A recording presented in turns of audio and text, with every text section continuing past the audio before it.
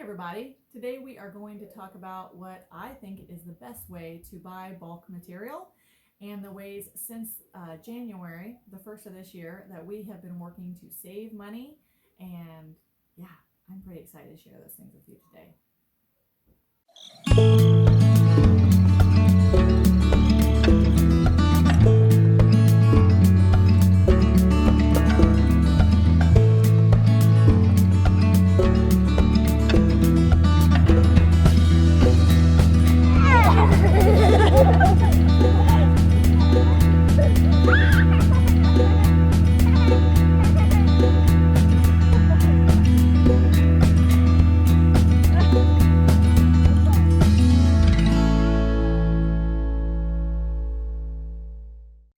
Hey everyone, welcome back to White Pines Homestead. If you are new to our channel, we are a channel that we are sharing our journey to becoming more self-sufficient, the frugal lifestyle that we're choosing to live inside and outside of our house, tips and tricks, things we're doing. We're just sharing it all with you. So if you're interested in that, I would be grateful if you would like and subscribe to our channel, share us with others, and we love to hear your comments on what we have to say today or anything. It's up to you. All right, let's just get to it. So the first thing I wanted to talk with you guys about is where I think the best deal can be found for finding bulk material. So if you go into any of the material stores, it can be pretty spendy. Now you can find some really good buys on clearance material if you have the time to do that. I often don't go into places like Joann's or anything like that because the nearest one is about 3.5 miles away from, or I'm sorry, 3.5 miles. No, 3.5 hours away from where I live. So the closest thing to me, well, we do have a small one in town, a small store that has some material. It's a very limited amount of material, but they do have some. That's about 40 minutes away from where I live. The next closest place is about an hour and 15 minutes, and that's Walmart. And you can find some material there, and you can certainly find clearance material.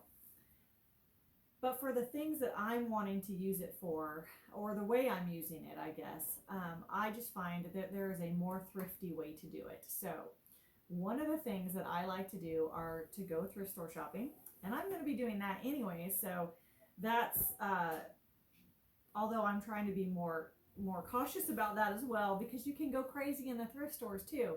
So I have a list of things that I'm searching for. I look for those items and then I walk out if they're not there. But material is something that I'm always looking for. So I'm actually getting ready to get this material that I have on the bed. I have some in the dryer right now because I'm washing it all up, that I want to make patchwork skirts with. So fitted sheets.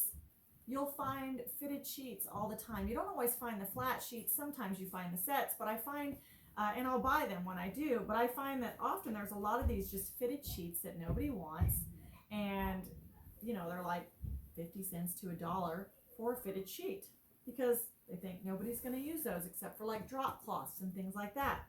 So what I do on the fitted sheets to make them, you know, work for what I want is I go ahead and I cut the corners where the seams are at on all 4 corners to where it lays flat for me.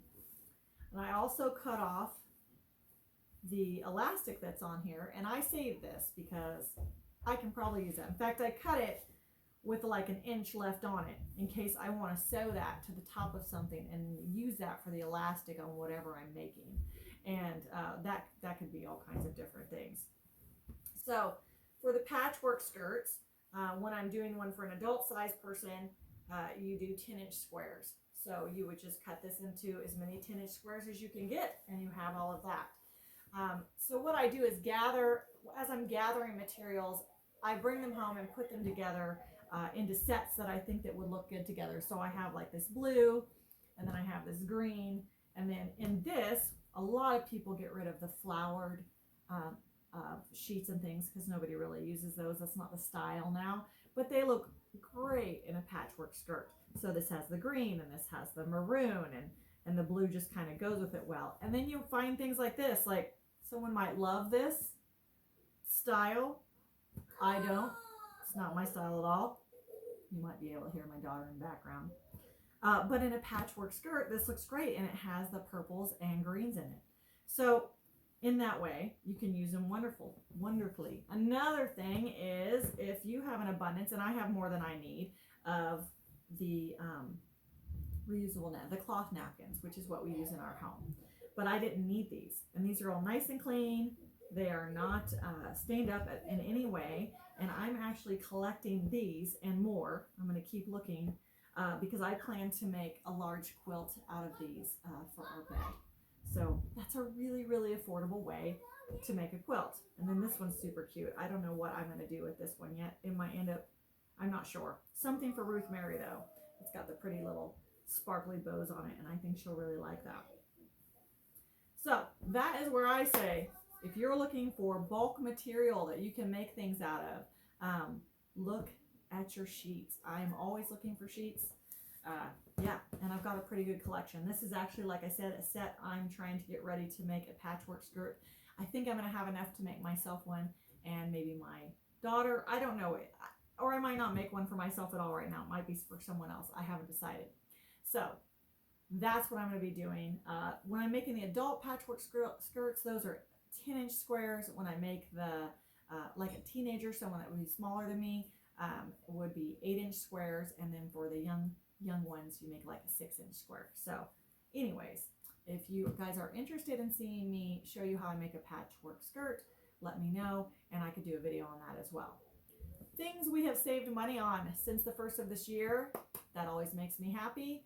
We are kind of looking at our budgeting a little bit differently than we had been. Instead of going through and putting all of our stuff in specific categories right now, what I'm doing is just monitoring. We're not spending if we don't need to be spending, for one. That's one of the things we're trying not to do.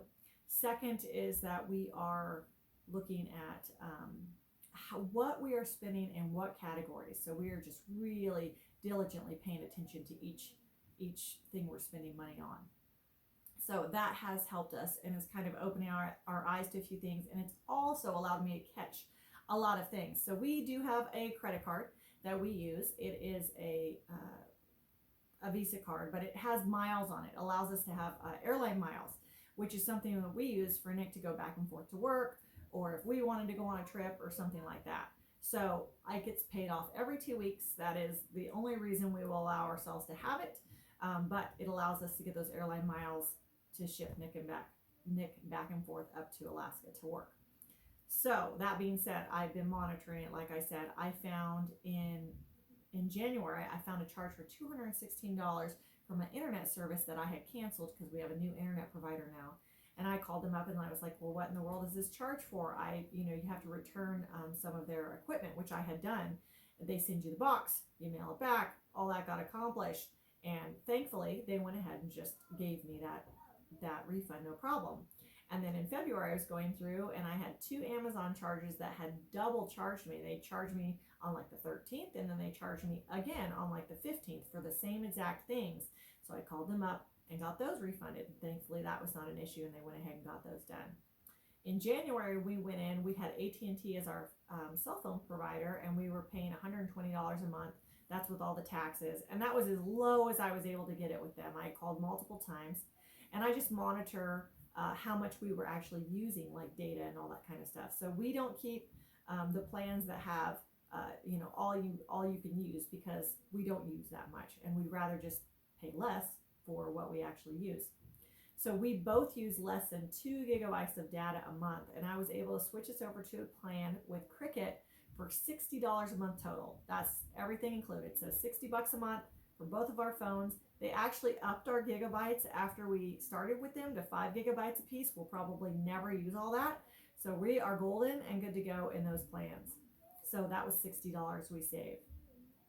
And then I decided I needed to really look through my auto and home insurance, because my auto insurance kept going up, and I had switched a while ago to get it down, and then up it went again. So I looked around and looked into some other plans, and I was able to switch to another insurance company, and between my auto and home insurance, I saved $1,500 a year. So that's huge. That's a lot of money. So give or take, I saved around $2,000 for our family so far this year, just by paying attention to where our money was going. So if I have any advice for you at all, That's what you need to be doing. Pay attention to where your money is going. Is that where you want your money to be going? And just be cautious of that. Okay, guys, I think that's it. That's what I've got for you this week. So bulk material, go to the thrift store, buy sheets. Obviously, if they're stained, leave them alone. Oh, the other thing you can do, if say you've got white ones, I had a bunch of white twin sheets given to me and they were all in great condition, but I'm not going to use white so much. So I'm just going to dye them all different colors, whatever I decide, because I pick up that RIT dye at the thrift stores when I see it, and I've got like 3 colors right now. So I'm going to dye those up and use those for something else. So yeah, just make the most with what you have and keep going, guys. I hope you are all doing well, and God bless, and we'll see you in the next video. Bye.